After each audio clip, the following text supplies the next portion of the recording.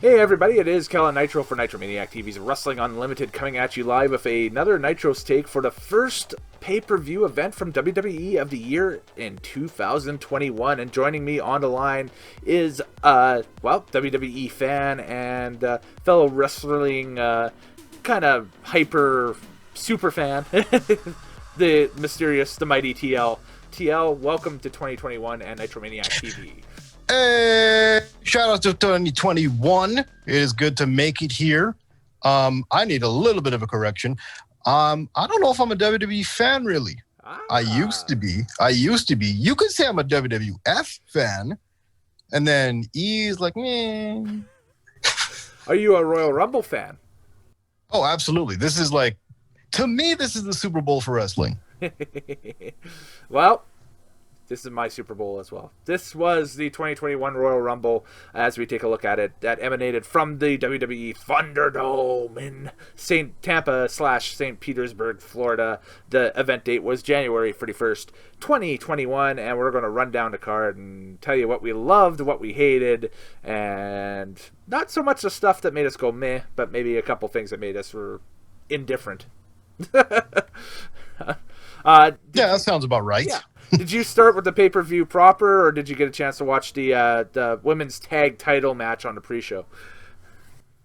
No, I started proper because I was making a lasagna. So, yeah, I started from the beginning. Jealous. I had pizza delivered, so there we go. Hey, not too far from it, but, you know. Lasagna. Lasagna, especially homemade lasagna and pizza. Oh, yeah. I even rolled out my own pasta. It was beautiful. Oh, man, that's it. Oh, before we get any further, I gotta give a quick shout out off the top to the Crosspoint Pro Wrestling Facebook group. They had me on as a panelist throughout the Royal Rumble tonight. So, TL, you've got me on like hour 4 or 5 of live streaming / content creation for me on tonight. So I am literally hitting up that caffeine and all the crazy pills to make me get through this right now. I am just wired. Hey, shout out to them and shout out to the bottom of the barrel hashtag. That's right. But it was a lot of fun. So thank you very much, Jameson and his crew, for having me on. And yeah, if you haven't had a chance to check it out, go check it out because it's archived in their stream archive on Facebook. Just look for Crosspoint Pro Wrestling on Facebook, and it'll be like the first thing that pops up. And they're cool. They talk, I think it's pro wrestling and video games, so there's some video game talk in there as well. Lots of video game hype for me coming up in March because we got the Mass Effect reissue happening. There's supposed to be finally a fix for Cyberpunk 2077, but we'll get all to that on another time on another program, but we'll see what happens there. Man, that women's tag title match, let me tell you something, brother. Tell me. Nia Jax and Shayna Baszler defeated Asuka and Charlotte Flair in 10 minutes and 30 seconds. This match basically is to help progress the Charlotte Flair and Lacey Evans storyline along. And as all 5 individuals were in the Rumble match, by missing this match, you just missed the title change and nothing else. So how convenient is that? Did Nia Jax kill anyone? No. Oh, okay, because everybody was able to get back into the Rumble match. So. Oh, okay. So no one had a broken nose or anything. No, not even a broken nail. I don't think. Okay, that's a complete success for Nia Jax. Then that's the bar. Not as many wardrobe malfunctions as there was in the Rumble match, and we'll get to that a little bit later on. But one quick thing, because sure. As always, I'm coming in ice cold. Literally, I have not watched any wrestling since. Which is what I love since. about you. That's awesome. I love that perspective. I love getting that perspective. So coming in ice cold, and I thank you. Coming in ice cold. Why is Ric Flair with Lacey Evans and not Charlotte? So there is a storyline glowing, a storyline going on right now in WWE that has Ric Flair of all people in kind of a I don't know if it's necessarily dating or just seeing Lacey Evans. And Charlotte is back and is currently aligned as a babyface, and since her return, and pretty much since the week she returned, Lacey Evans has been kind of a rival of Charlotte, and Lacey is kind of deviously. It's kind of it smells and reeks of Al Wilson from back in the day on SmackDown. With Dawn Marie and oh that's man, exactly what I think they're going for here. But that's wait. I hope not, because didn't Al Wilson have a heart attack or something in the storyline? he sure did. Yep, Ugh, exactly. that's ridiculous. I hope nothing happens to Ric Flair because of this stupidity, but Well, that there's not a lot there that we can do if that's the case. But I mean, on the other hand, good on him. He got the Southern Belle. I mean, I guess WWE knows his taste in women, but yeah, that's bizarre. mm-hmm.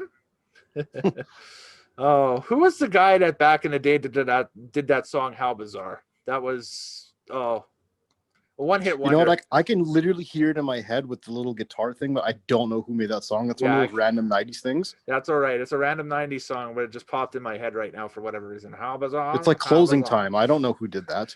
I know that. That's Semisonic.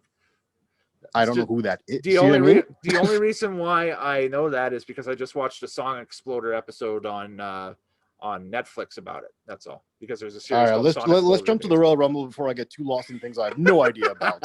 Because we're right on that cliff. Let's go here with the opening. By the way, what did you think of the opening video tonight for the Rumble pay-per-view? I don't really watch those. I'm not gonna lie. Those, okay. Because I mean, they're just, I don't know. It's fluff.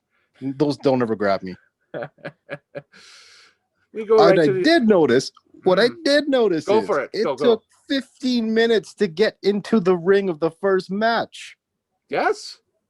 Yeah. I'm like, you gotta be kidding me. That's why I don't watch these videos. I'm like, this is so much wasted time. The entrance was longer tonight for the opening contest, which was for the WWE Championship. The champion Drew McIntyre versus the challenger Goldberg. And I wouldn't say that to his face. I'm not saying it here. The runtime was 2 minutes and 30 seconds for the match itself, but the entrances and all of the pomp and circumstance before it, probably, I don't know, 8 minutes ish. 9. Yeah, 8, 9, 10 minutes right there. Yeah, exactly. Ugh. But yeah, into this match here. This is once again, because we did this last time for the previous one that I was on. Yeah. Drew McIntyre with a championship match opening the pay-per-view. Yes. Yep. So yeah, thinking back to it, the last time we had you on was TLC, and that was the case there. This was the case tonight. The match basically spear, jackhammer attempt, and Drew kicks out, and then Claymore and 1, 2, 3. Basically, it's everyone hit your finisher and see who wins it. Everybody hitting L2 early on with unlimited power-ups. So somebody hit a cheat code. Yeah. Yeah, basically. So, I mean, that's what it was. Those are the matches that Goldberg has. Mm-hmm. And even in that little tiny space of his match, I mean, he does have like a personality. It does work. Mm-hmm. It's just, we've seen this a bunch. We have. Yeah, we have. It's like, I don't really know if it needs to be seen ever again. Like, I'm happy that Goldberg can still draw attention, but I mean, I'm kind of done with seeing this match, this style of match of everyone hit your finisher, go, done. Well, the good news is that, well, we'll get to it when we get to the men's rumble, but I think the people that they were pushing really out of the men's rumble were definitely the better workers that they got out on the roster. But we'll get to that when we cross that bridge. The percentage of actually seeing that come WrestleMania time and that stuff, I think, is greatly reduced. Fingers crossed. But yeah, this match was just to grab a pay-per-view pop. And I think that once they realized that, hey, this is what we got, or we're not going to get as much as we wanted to, I think they decided to kind of pull the plug on a creative and was like, all right, well, that's a failed experiment. Thanks, Goldberg. Here's your 7-figure whatever appearance fee for this pay-per-view. Have a great year. We'll talk to you in 22 or something. Yeah, we'll talk to you when we need to break the Fiend again. Yeah, exactly. or break whatever the next hot up and coming gimmick is or whatever. So yeah. So yeah, that's all I got on that one. Okay, that's all I'm going to push you on that one. We're gonna go. We'll go up to your next match here, which was your wifey defending the SmackDown Women's title, Sasha Banks versus Carmella Wifey! to Electric Boogaloo. Did you know that the sommelier Reginald, according to Wikipedia, has a last name? It's Reginald Thomas. Because it says Sasha Banks defeats Carmella with Reginald Thomas by submission in 10:25. You know, I'm pretty sure he's going to lose that last name as soon as he gets any kind of notoriety. He already has. Yep. That's the thing. And I think they're just putting Reginald Thomas out there right now. And once again, they do not know how to pronounce sommelier. They still call him the sommelier. Sommelier. Oh, Michael Cole, you sicken me. Did you get a chance either via YouTube or whatever, clips, Twitter, anything, to check out the match that Reginald had with Sasha Banks? I think about a couple weeks ago or so on SmackDown, or are you just... I may have scrolled through it on Twitter and I just saw a lot of flipping. Yeah, that's basically what it was. But, you know, it's kind of the... it was really the first intergender thing that they've promoted on Fox. And it actually did quite well, I think, in the ratings and that stuff. It was one of the higher rated segments on the show. So if nothing else, this feud has proven that intergender wrestling in WWE will work if the right partnership is established between the individuals. So not really, because I mean, okay, remember way back in ECW they had which version? It was original. Okay. Beulah took on who's that manager that blows the whistle? Bill Alfonso, yes. Yes. So I mean, like, although that's an intergender match, they would never do any more female versus male matches. That was just one because it was like a valet versus a manager, and then this time it's like a fluffier manager versus the women's champion, who's in a feud with the contender. So I mean, in the storyline, I guess an intergender match kind of made sense because it's like, let me beat up this guy that's been messing with me the whole time. Yeah. But I mean, in fact, of an actual male versus like what was her name? Something Star from Lucha Underground, like her. Oh, Sexy wrestling? Star. Yeah. Yes, like that's a bit too far. Have them far fetched. That's in a competitive type arena where yeah, no, I got you. Fair enough. Okay, yeah, I think there's I come from the other side. I think there's a future for it. I just think that it needs to be the chemistry for those type of matches to work really need to be established. Like really need to be established. So, you know, we'll wait and see if anything more comes out of that and that stuff. But we were talking about the match tonight between Carmella and Sasha Banks. They seem to be making little tweaks with Carmella with her look and so on and so forth here tonight, where I think it's kind of rocking the red, but it was a different kind of outfit here, kind of a two-piece outfit for the Rumble, where I think the last time we seen her on pay-per-view was kind of more like a one-piece type deal, or deal, I should say. You know, I think this match was better than the one in December. I thought it told a better story. I thought it was more evenly matched. But I tell you, when Sasha locks in that the submission at the end there, the bank statement, it's not many girls in WWE can tap out of that, and that's a great story, and that's a power hold right now. Like, she is probably the more dominant of the two women's champions that are out there right now.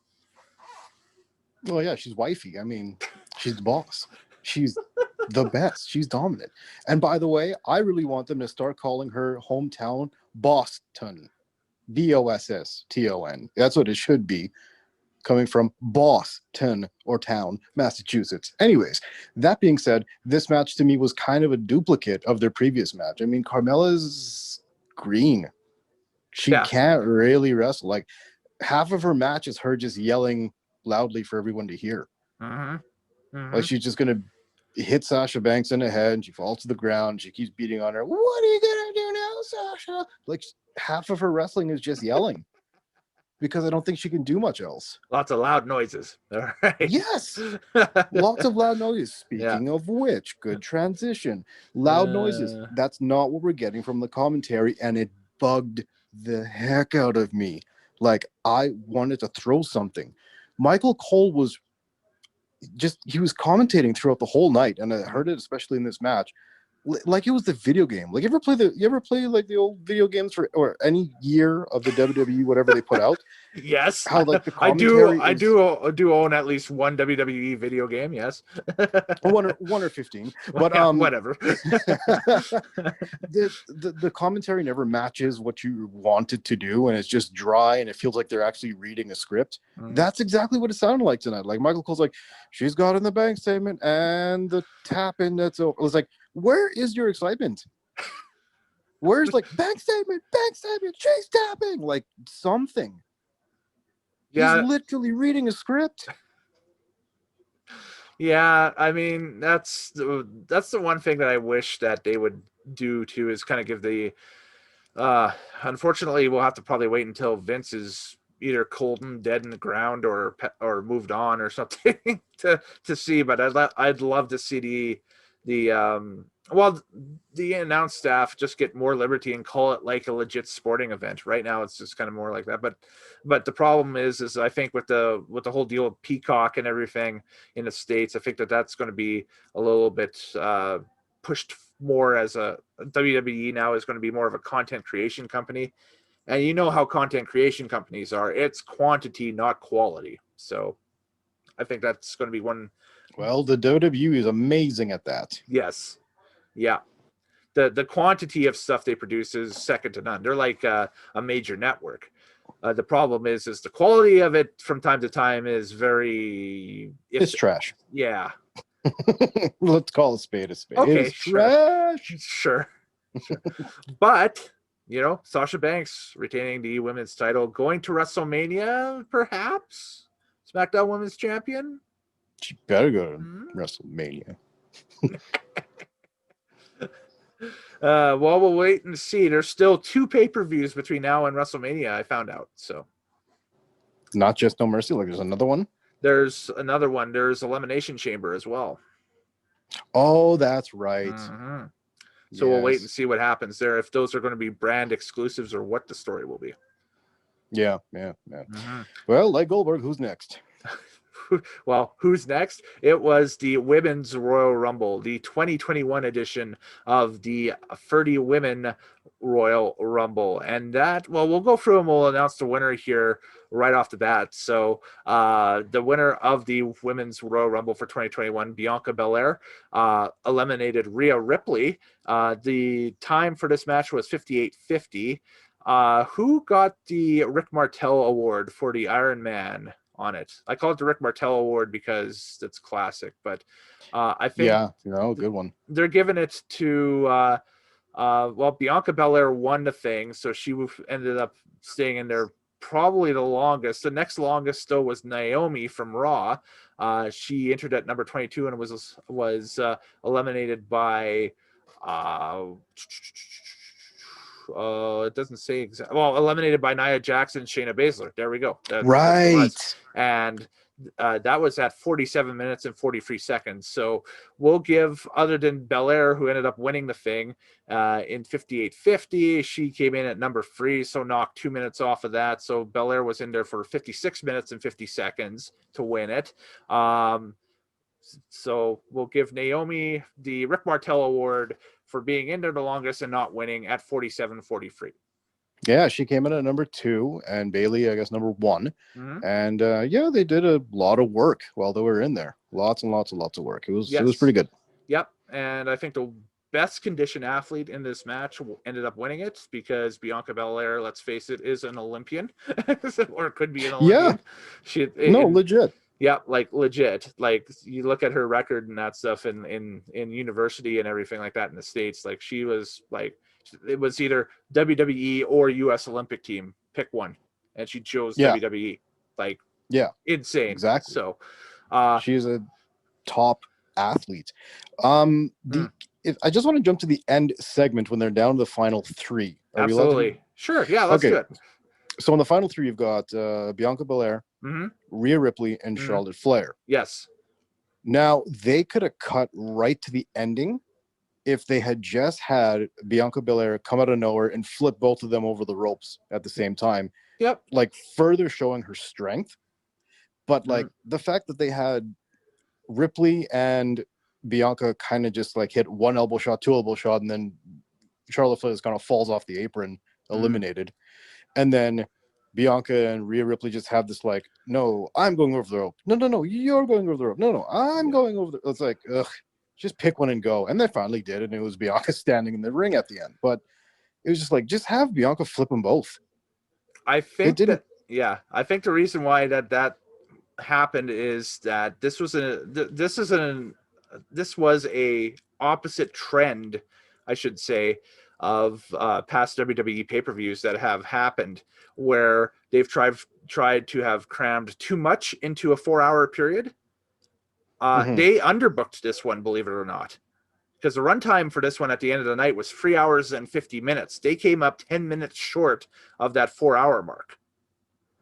So I think they had a 4-hour designed show, but they ended up timing out to 3 hours and 50 minutes. Hey, they're also the one that booked a 2-minute Goldberg match, so there we go. That's their fault. But you're not going to put Goldberg on the pre-show with Drew McIntyre for the title. Well, actually, you just said it there. That was 10 minutes short, where they had a 10-minute women's match in for the tag team at the pre-show. Yep. So I mean, why have anything on a pre-show then, if that's the case? Yeah. That, or use some of the guys that didn't appear tonight. Although, you know what? I came in cold. I don't know who's actually available. There wouldn't have been a lot there to grab. I mean, like, you could have maybe booked like a NXT title match. That would have been it. but other than that, that's it. Is, where was Keith Lee? Yeah, where was Keith Lee?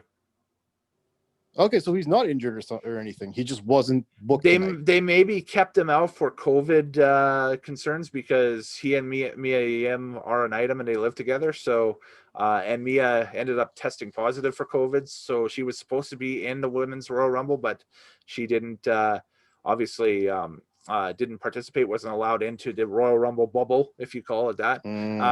So that might be that's the only reason why I could only think that would be the case, is that just because he was exposed to COVID-19. That's why they kept him out. But okay, where was the rest of the Hurt Business? Another great question. I have no idea. That I don't know. Where's Aleister Black? And there's supposed to be a U.S. title match tomorrow night on Raw between Riddle and Lashley. So Aleister Black, who knows? I think he's getting the brunt of the punishment from his wife deciding to leave WWE, which is completely unfair and dumb. And I'm just the messenger here with this. That's not I don't agree with it or anything. I'm just explaining what I think is happening. Yeah. No, that's complete garbage. It's really cool to see Victoria return to WWE. That was pretty cool. Yep. And she looked the same. I'm like, why haven't you aged in 20 years? She keeps herself in some. I tell you, it's running that pizza shop in Chicago, man. That's like literally what she does. She runs that pizza shop and has pay-per-views, and she's just surrounded by joy and happiness, and her business does well. So, I would look like Mabel if I had a pizza shop. Are you kidding me? I just got that visual. I don't know. You maybe come across more like Mo, but anyway, I'm on a mission to Mabel. Either way, I'd be a heavy dark man with a pizza shop. Tori Wilson. Yes. Always good to see Tori. Always good to see Tori. Yeah. But I mean, stayed in shape, still looks like her from 20 years ago. I'm like, wow. She's yoga happily is something. Yeah, she's happily married now and living in Idaho. Floats your boat. Hey, right? The other two that returned. WWE legend Alicia Fox, and you think I'm making that up? No, they have her listed as a legend in the last 2 WWE video games that have been released. So she's a legend and probably will get. In fact, I think she's supposed to be going into the Hall of Fame once they open the Hall of Fame ceremonies and inductions back up. So for what? There is a complete subculture on Twitter that looks at Alicia Fox as a idol for women getting into the business in the early 2010s. Again, I am the messenger. Don't shoot me. I'm just relaying what I know here. I need to shoot somebody. What? She did nothing. I guess she did enough in these people's eyes. Like, Okay, no, yeah, again, it's not that she did nothing. Now, here's the thing. Here's the thing, people. There used to be a thing. The Edmonton Oilers hockey team, they used to have something called the Octane Girls. They were the cheerleaders. The reason they made them is so they can do public appearances on behalf of the organization so that the Oilers themselves did not have to do anything, that it was community outreach. Shame on them. Now, that's probably what Naomi Fox was. Alicia Fox, sorry. That's probably what Alicia Fox. We go edit that. That's probably what Alicia Fox was that she went out and did all the be a star and all that stuff for WWE when everyone else was really wrestling in the ring. But I mean, she didn't do anything. I mean, you got a point. I see where you're coming from. You have a point. You really do with that. I can't argue with that. That's a legit thing. I'm just saying that there is a subculture of. I like to think. I don't think it's so much millennials as it is just a group, after us that are like idolizing people from the early 2010s now. Because don't forget, they're becoming of age now at this point. So it's kind of creepy and scary, and intriguing at the same time. So, man, Sorry, my eyes rolled, but you can't see it. yeah, that's Anyways, all right. I went blind for a minute. Yeah. Jillian Hall, man, where did they dig her up from? Actually, no, that was really cool. That was I liked the Jillian Billy pairing. I thought that was actually pretty hilarious for a while. So yeah, that's where I was going to start from, was the Okay. little stories within the Rumble. That first one being that yeah. Billy Kay is trying to to sign on to tag with somebody in the Rumble, and then she ends up signing with Jillian Hall. Yeah. And then Peyton Royce comes out a little bit later on, and then she reluctantly doesn't want to join back as an Iconic. So I mean, like, the whole Rumble was like these little tiny stories of again, coming in ice cold. Sure. Who was that came in with a tank? Shotzi Blackheart. That's an NXT thing. So you have to be watching NXT to fully understand. Her gimmick is that of a tank girl. So what's a tank girl? So 1990s subculture, punk rock subculture. Tank girl basically is a thing that there was a movie called Tank Girl that was out in the mid 90s that was post-apocalyptic girl basically beating up baddies. It was like a comic type thing, kind of like a female Punisher type, but more comedy than anything else. Yeah, Pamela Anderson also did a movie called Barbed Wire. Doesn't mean you should make that into a wrestler. So TL says no to the tank girl is what you're saying. Well, it's just what? Why are you wrestling if you have a tank? Well, the thing is, you've missed the entire storyline with the tank too. The tank had a whole arc last summer and fall on NXT. I'll pass on that. Shotzi lost a tank. She built a new tank in time for War Games, and the tank ended up playing a key part in the War Games match. It was amazing. So I'm sorry. Is she wrestling or is she on Robot Wars? What is this? Get rid of that thing. That's like China with the blaster of fireworks. That was the limit. Okay. Yeah. You have a tank? What is the matter with you? Get out of here. In total, there were 4 kind of returning legends throughout this thing. 6 NXT women, and Naomi returned, which was cool too. Yes, that was awesome to see. They completely buried the Fiend too. I can't believe that they took the storyline that they've built for over a month now with Orton and the Fiend and Alexa Bliss, and completely no-sold it during this match here, because Alexa came out. She's supposed to be possessed by the Fiend and can summon it at any time. So she gets beat up a little bit in the ring, and then all of a sudden she gets knocked down, and you saw the bit where she stood back up and her head's down, and all of a sudden she starts laughing and the lights start going off, right? Well, that's the beginning of the Fiend's kind of whole thing. And Alexa has come out on Raw the past couple of weeks and has shown like a female Fiend. Like she morphs into like a female version of the Fiend, basically. Well, they didn't give her the chance to do that. Rhea Ripley tossed her ass out of the ring right in the middle of her transportation. She did. She's like, forget your dramatics. Get out of here. Oh, man. I thought that was awesome. Yeah.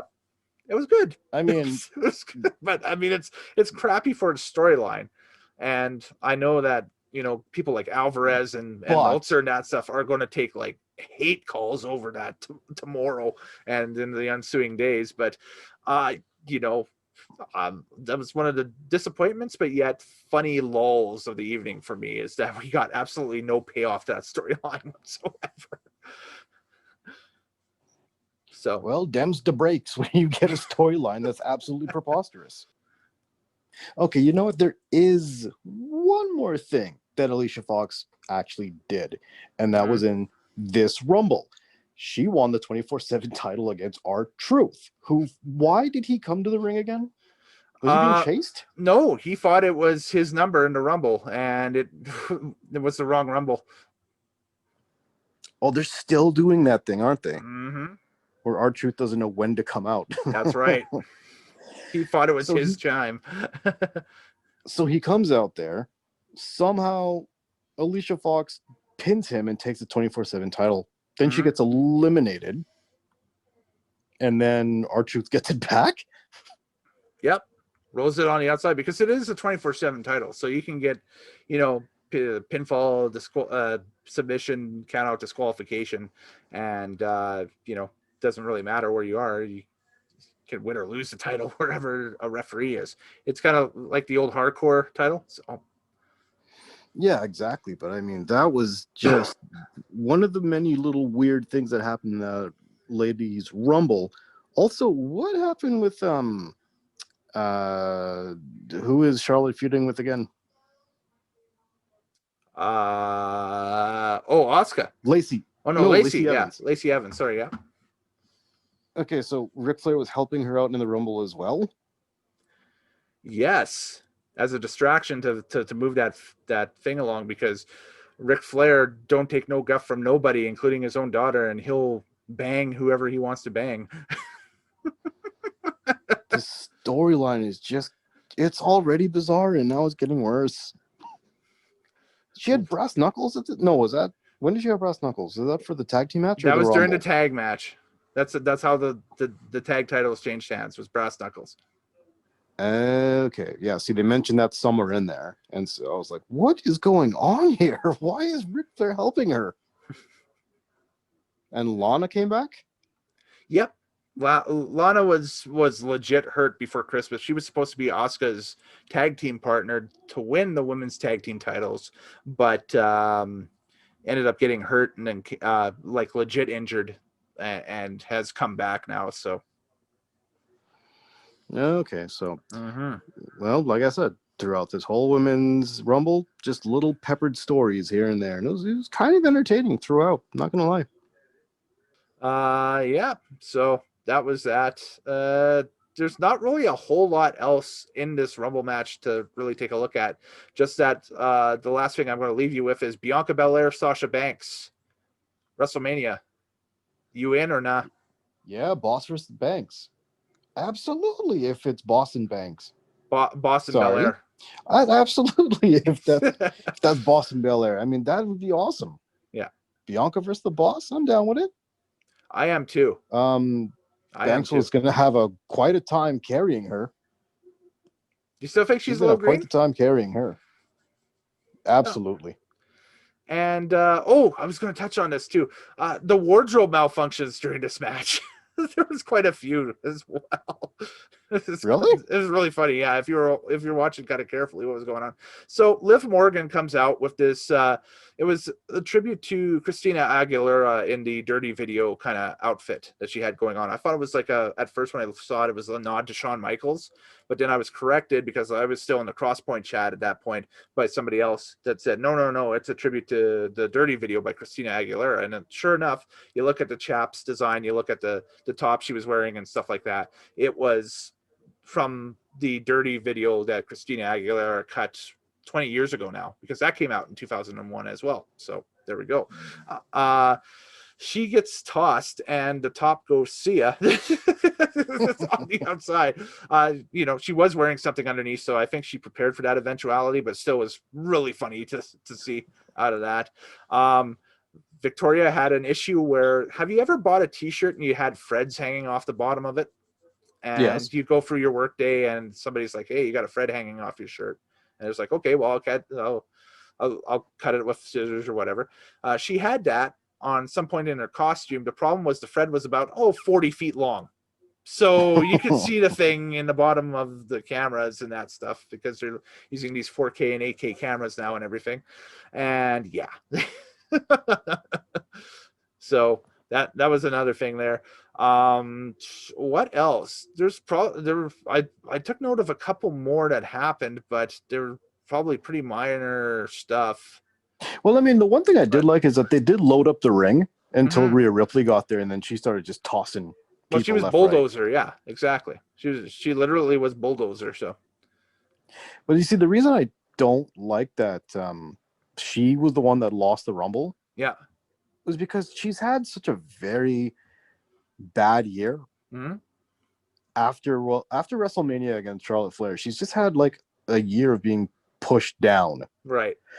And she never came back to even close to the success that she had going into last WrestleMania. Mm-hmm. So to see her lose the Rumble is like, she loses again, even though she shouldn't. There is talk that they want to do a redo this year, where they would have Charlotte as the women's champion for Raw, defend against Rhea Ripley, but Ripley would win it at this year's Mania for a rematch type thing. Who's the champion right now? Right now it's Asuka. And don't forget, there's 2 pay-per-views between now and Mania. So. Oh, and I guess it is. Is it solid that's going to be Bianca versus Banks? As of right now, that seems to be the direction that everything is trending. We'll find out more tomorrow night and on Friday, but I think that's probably the direction that everybody is trending right now with. Okay.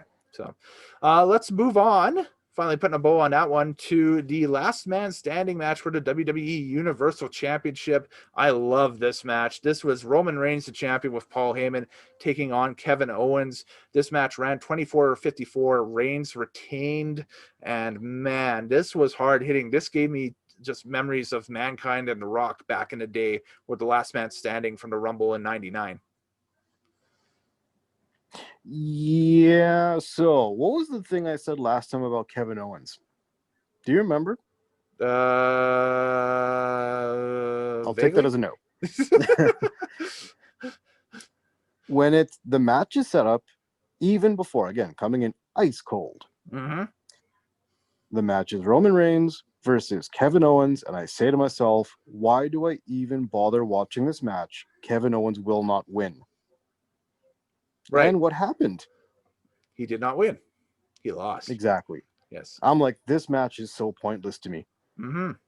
So this is the point where I flipped over to TV and I was kind of going in and out between this match and what I was watching on the television. Yeah, this is the point where I had to change my base too, because my time was up, and they brought in another guest for the final 2 matches over in the Crosspoint group, and so I hopped over and jumped on and watched the rest on my normal television setup and everything for it.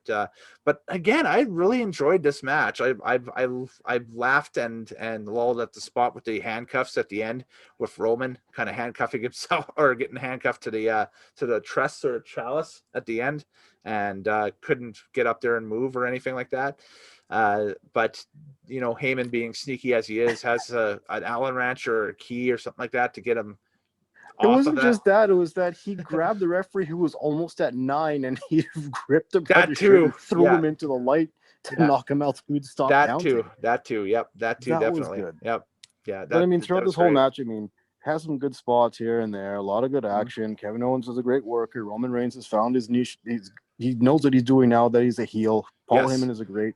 It's just at the end of the day, I knew exactly what was going to happen by the end of this match, and it didn't matter. And that's a huge problem. Kevin Owens is booked to be such a loser that this thing is it's so pointless. Yeah, I could see that. I mean, this also was the rematch too from everything that happened over Christmas and TLC and you name it. So, And which I said back then, Kevin Owens will not win the match. Didn't win the match because that's just how they book them. Yep. So we move on to the men's Royal Rumble, which was the main event of the night here. This was 58 minutes and 30 seconds, so 20 seconds shorter than the women's Rumble. But Edge wins by last eliminating Randy Orton. The runtime for Edge in the Rumble, of course, was 58:30. I'm not going to give Orton the Rick Martel Award for the longest worker in the Rumble without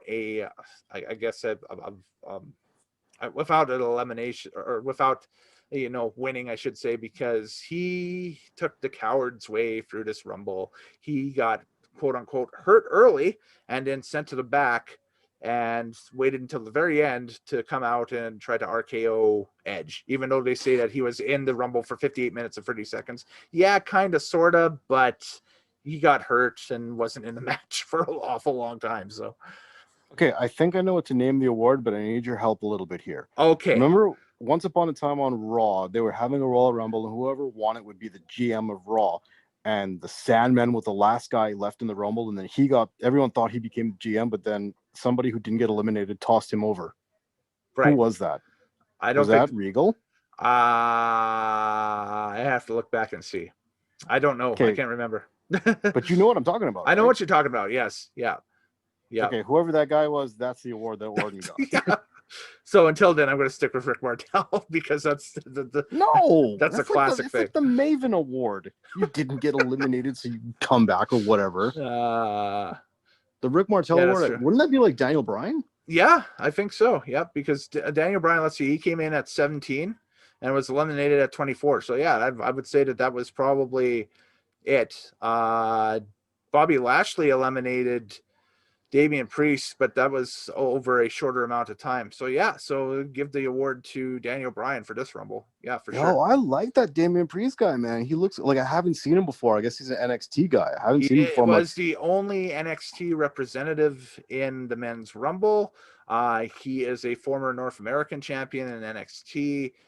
He had an amazing feud with Johnny Gargano over that belt that ended up in one of the really more gimmicky moments of the year at Halloween Havoc. So, yeah. Time out. Yeah. He wrestled Gargano? He did, yes.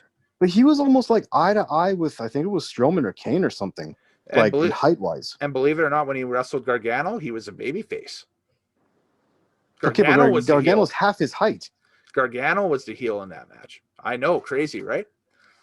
That doesn't make sense. I mean, but like when I did see Damian Priest, I'm like, who is this full-grown S.A. Rios? And then he comes in there and he starts whooping. I'm like, okay, yeah, I see you wrestling like X-Pac. I'm like, okay. He was eye to eye with Kane, so there we go. And Kane got, I think Kane ended up getting a couple more eliminations too, which kind of ups his all-time amount as well. So he is by far and away the all-time leader now for eliminations. You know what was really funny for me, actually, comparing the two Rumbles between the men's and the females, is that in the men's Rumble, I was rolling my eyes way more at the people that came in the ring, because at some point you had Jeff Hardy, John Morrison, Dolph Ziggler, Carlito. That was yeah. You had like a bunch of these mid-card guys that I remember from like the late 2000s. It just made me roll my eyes. I'm like, add Shelton Benjamin in there and like Chris Masters. You have like all the middle guys from 2007 Raw. Take a guess on which one was the quote unquote returning legend out of that group. I'm going to say Carlito. There you go. So looked in amazing shape and everything, but I mean, they kind of wasted him with, I think it was Elias. Yep. Elias tossed him over. Yep. Yeah. Yeah. It was a waste. I mean, like you saw like who the upper guys are, or like in terms of talent or where their character has taken them, and like who are just these middle guys, and there was so many middle guys in this Rumble. That's right. Carlito, of course, was dumped by Elias. We also saw Kane come back. We talked about him getting dumped by Damian Priest. The Hurricane came back. Did a comedy spot with Lashley and Big E. which was very very hungy, very Johnny Hungy. I'm thinking it. No, it was very very cool, very very neat to see. No, it's not. He's a jobber. He's a loser. The Hurricane never accomplished anything but having some good segments with The Rock, and that was all because of The Rock calling him the Hamburglar. The Hurricane is ridiculous. Christian came back after not being in the ring for X amount of years and was in the Final Four. So, okay, I legit thought he was injured. I was happy to see him back, but also kind of scared. But still, I was like, "Yo, it's Edge and Christian." That was a cool moment. Did you see them do that little roll-up splash thing that they used to do as Edge and Christian? They did the that was pretty tag awesome. team tandem move on Riddle. That was pretty cool. Yeah, that's pretty neat. I popped huge for that. Yo, I don't like Riddle. I really don't like this guy. A lot of people don't. Like, he just struts in the ring like, "Hey, what's going on over here? I guess there's a match." Like, can you do something? Can you take something seriously? You're a former MMA fighter. I get. That's his music. I'm just doing it, like that. So, it's Sanford and Son. Yeah, that's his music. Basically, yeah. It's kind of more. His music was supposed to be like still DRE, but like WWE-ized. It's a WWE-ized version of California Love, basically. No, that's not California Love. That's still DRE. Oh, okay, sure. With Snoop and Dre. Yeah, all right. I'll bow to you because you are the hip hop master here. Damn right. Now, I don't like Riddle, but okay. Anyway, man, they wasted a few guys in this Rumble. I was like, man, that was just why too early. Guys like Shinsuke. Yeah. Who I thought was going to win the thing. The way they were building him up on SmackDown in the weeks prior, you thought that this guy was going to win this thing. Yeah, and he deservedly so. I mean, he's Shinsuke Nakamura. Right. Damian Priest went out too early. Yes. Carlito was there for a hot second and then out. Yeah. But why Hurricane? Like, was Santino Marella busy? Like, why? I think Hurricane? I think if you want Edge to win your Rumble match, fine. But I think you could probably, out of even this Final Four, make a couple of swaps. I wouldn't have had Christian there for sure. I would have kept Priest in there, and then have Priest get dumped out, and then he can take that to NXT and go for an NXT title shot because inevitably there's a takeover before Mania. So that's true. Right. Yep. So there we go. And who was left there? There was, Rollins returning kind of made sense for him being in the Final Four. Edge was there, and Strowman. Was it? No, it was. Yes. Yeah. Strowman was one of the Final Four. He was returning too. So. Which kind of was one of my favorites. But anyway, yeah, I would have swapped Christian out with Priest and have Priest kind of, because again, yeah, that was a real eye-opening type thing that he was doing in there. He dumped, let's see, 1, 2, 3, 4 people in this match, like crazy. That's. By insane. The way, you mentioned Rollins on the return. When that happened, I didn't recognize like who that was based on like the pyro and then the opening of the Videotron stuff, and I was like, who is this? And then I saw the Rollins, and I'm like, oh, the Grease Rat's back. But on commentary, yes, Michael Cole is just like, we haven't seen him in a little while. I'm like, which is true. But I mean, like, he's been out since Survivor Series, but yeah, that is a while. But I mean, like, put some emphasis on it. Like, it's Rollins. Like, get excited. Don't just read the script. How do you have some real emotion? Yeah, I'm with you there for sure. Like, it was too matter of fact the way he said it. Like, that was way too matter of fact. The whole night he was doing that. No emotion in anything. Yep, too matter of fact. How do you feel about a guy who wasn't in the Rumble match being credited for 2 eliminations? Because you're giving Almost, who was AJ Styles' lackey, his backup, credit for eliminating Big E and Rey Mysterio. It happens. That sounds like something Diesel would have done for Shawn Michaels back in the day. It's the vibe that they're trying to push across. Yes, exactly. Yeah, and it works. It's just, let's see if this guy can actually wrestle when the bell tolls. Let's see if he answers. Only one difference with that: Diesel was actually in the one Rumble that he was, the lackey for Shawn Michaels. Right. Yes. Right. Yeah. And he set the elimination record at the time for that. So there we go. So that's that. Yeah, but we got Edge going to WrestleMania now.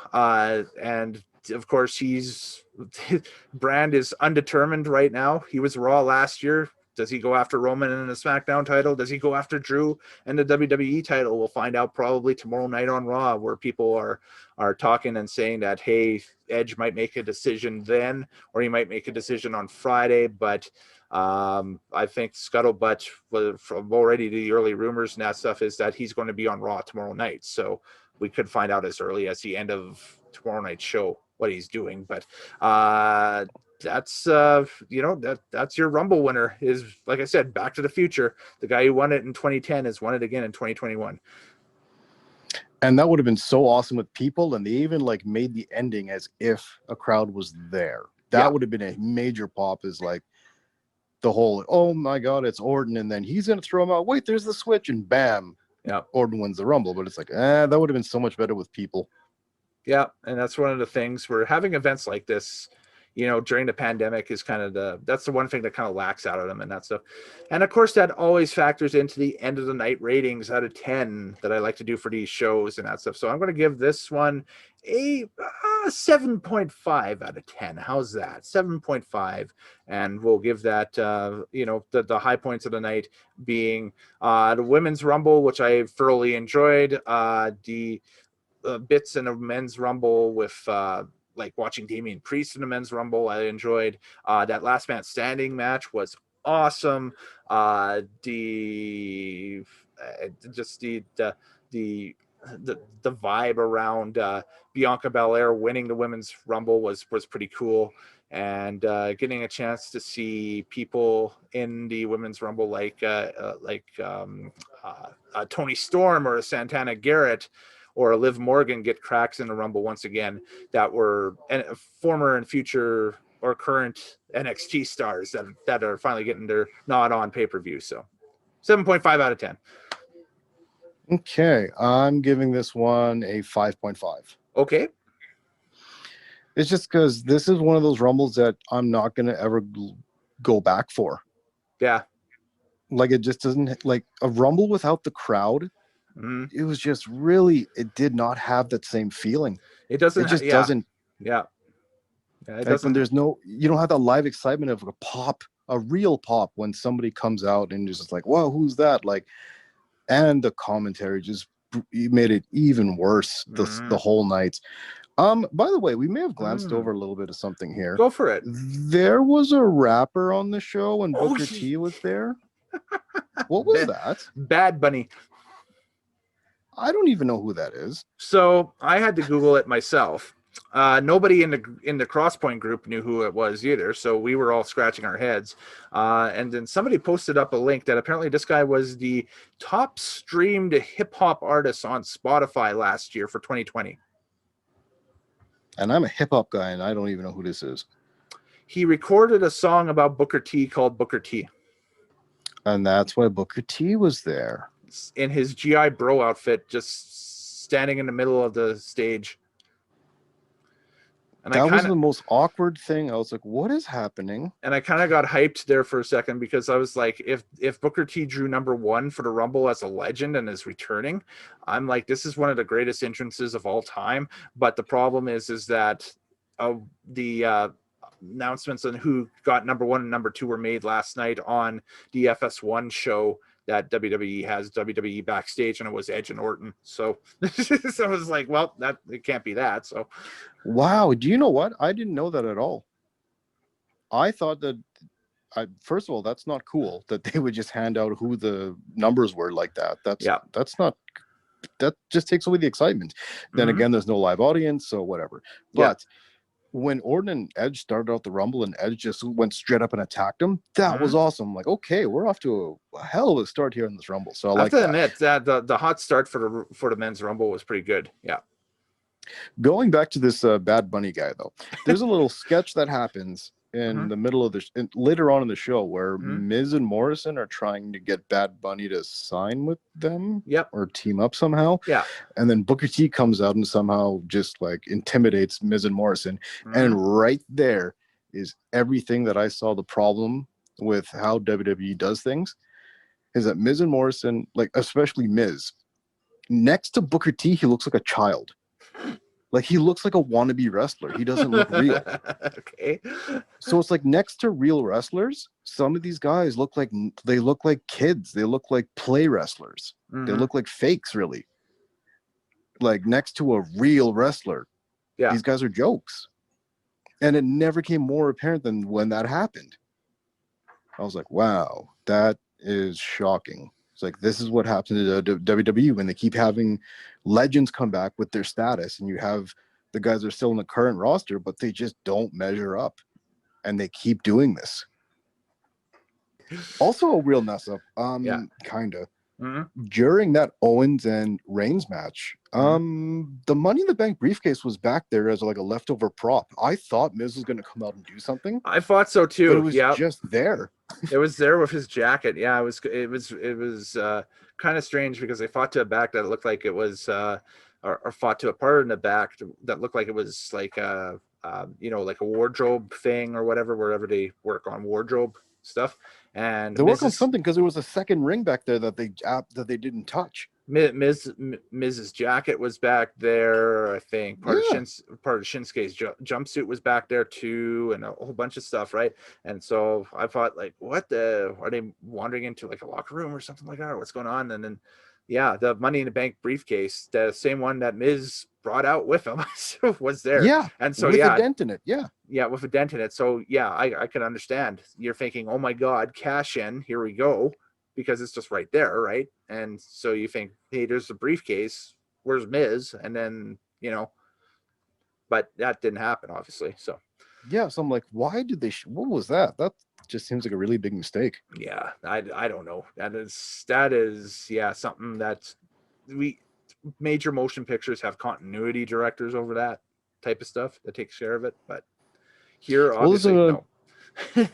No, I mean, this is just what I'm talking about. It's the attention to detail that the WWE doesn't have, and it's that quantity over quality stuff. And that's why I gave this thing a 5.5, because it really does deserve that in terms of its quality.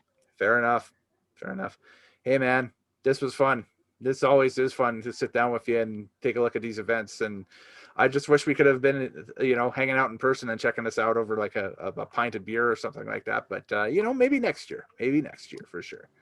Yeah, hopefully for next year. Me with my Diet Pepsi, you with your beer, and hopefully there'll be an audience and 50,000 people watching Rumble and stuff, and we can only hope. Well, they could always move it to Saudi Arabia, but we won't get into that. Sad. So. Now I'm sad again. We forgot something. Here we go. The poll for Match of the Night. I put this up on Twitter at the end of every show at Kellen Nitro. You can go check this out. And TL, give me a guess of what people thought the Match of the Night was. Probably Reigns and Kevin Owens. If you would be in that 5.9% that would vote for it, but no, it was not. The 30-man Rumble was the Match of the Night. The men's Rumble? The men's Rumble, yes. The 30-man Rumble, sitting at 58% of the votes, almost 59% of the votes. Second place, the women's Rumble, with 35% of the votes. And then right after that was Owens and Reigns at 5.9%. And then negligible amounts for Sasha Mella, the women's tag titles, and McIntyre Goldberg. So, all right, that sounds about right. Saudi Arabia. Anyways, I'm Kellen Nitro. Later days. Happy wrestling watching. We'll catch you next time on Nitro Maniac TV's Wrestling Unlimited. And take care. And what did you think of the 2021 Royal Rumble? Post it below in the comments and subscribe up. Tell us what you think. All right, see ya.